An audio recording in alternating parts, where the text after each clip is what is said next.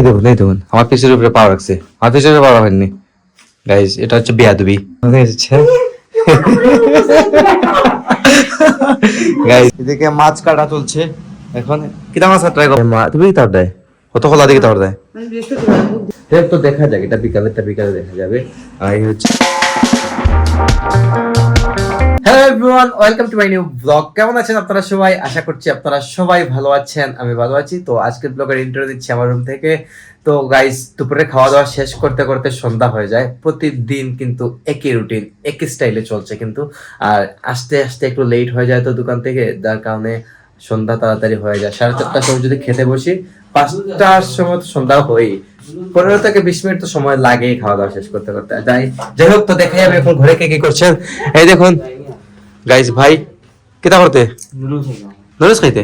Guys সাকর বলছে noodles খাবে, noodles লাইনি করো কই দিকে আনতে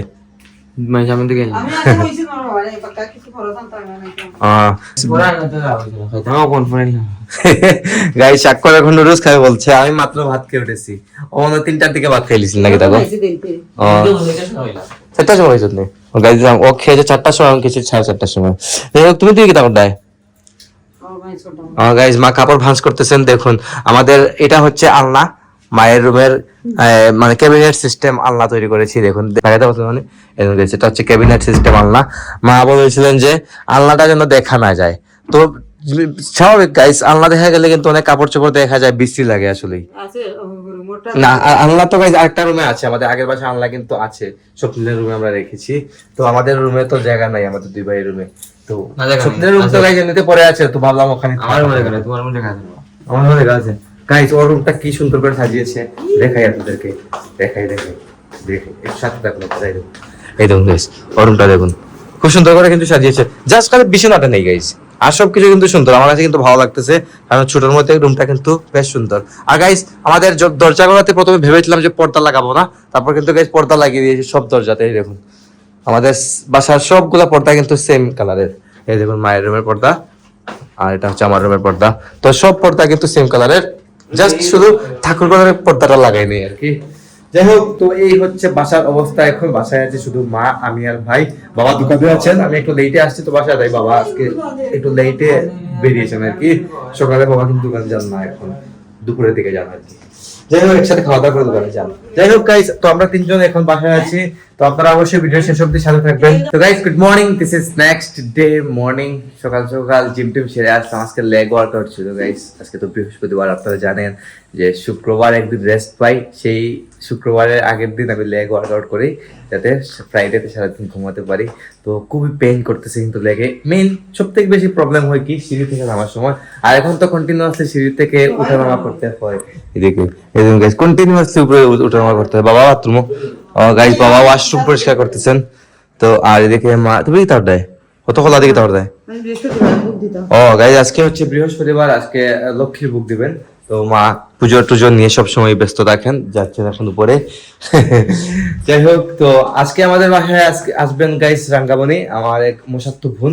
উনি আজকে আমাদের বাসায় আসবেন, এসে 2-3 দিন থাকবেন আর কি। তো উনি খুব সচরাচর খুব কমই থাকেন আমাদের বাসায় এসে, কারণ হচ্ছে কি ওনার ছেলে মেয়ে, তারপর হাজব্যান্ড মানে ভুঞ্জামাই সবাই কিন্তু কানাডাতে আছেন, ভিজিট করতে গেছেন, উনি যান নাই, তাই উনি একটু ঘোরাফেরা করতেছেন আর কি, আর কিছুই না।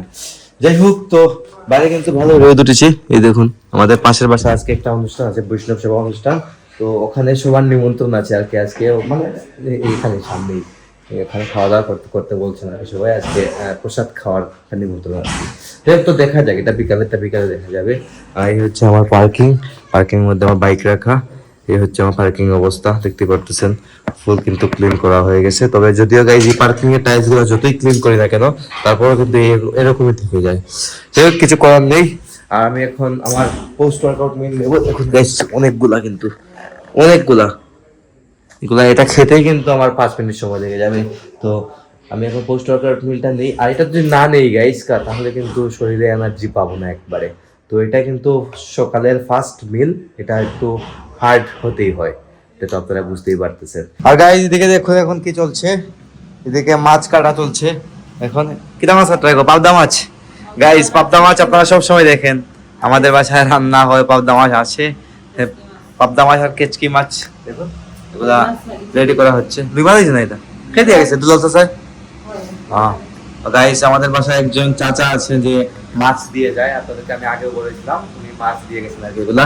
তো রুই মাছ কাটা শেষ হয়ে গেছে, রুই মাছ ফ্রিজে রেখে দিয়েছেন অলরেডি।